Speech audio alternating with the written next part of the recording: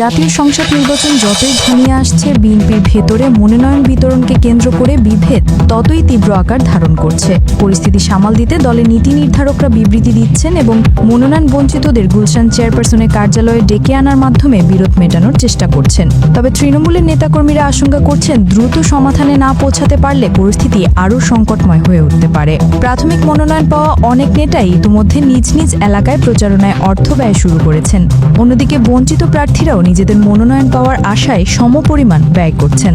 এইসব বঞ্চিত প্রার্থীর কর্মীরা বিভিন্ন এলাকায় মহাসড়ক অবরোধ, বিক্ষোভ মিছিল ও সমাবেশ সহ নানা কর্মসূচির মাধ্যমে প্রার্থিতা পরিবর্তনের দাবি জানাচ্ছেন। অপরদিকে ঘোষিত সম্ভাব্য একক প্রার্থী সমর্থকেরাও পাল্টা কর্মসূচি পালন করছেন, যা দলের অভ্যন্তরীণ বিরোধকে আরও গভীর করছে।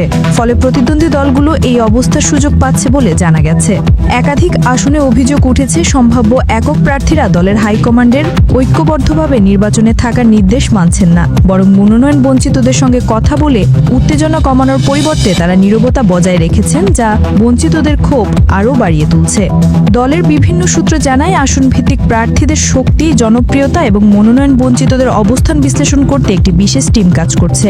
তাদের পর্যবেক্ষণের ভিত্তিতেই চূড়ান্ত প্রার্থী তালিকা পুনর্মূল্যায়ন করা হবে।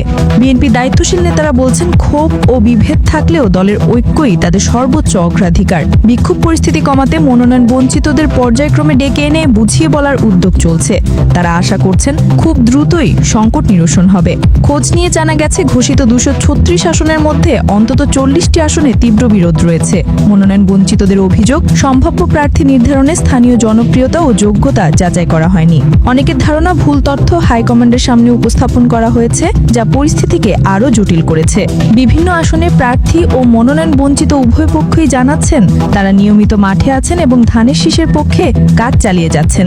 তবে মনোনয়ন সংকট নিরসনে দেরি হলে নির্বাচনী মাঠে বিএনপি আরও বড় চাপের মুখে পড়তে পারে বলে মনে করছেন রাজনৈতিক বিশ্লেষকরা। সুমাইয়া জান্নাত, জিএম টেলিভিশন। চোখ রাখুন জিএম টেলিভিশনের ফেসবুক পেজ ও ইউটিউব চ্যানেলে। সত্যের সন্ধানে সবার আগে জিএম টেলিভিশনের সাথেই থাকুন।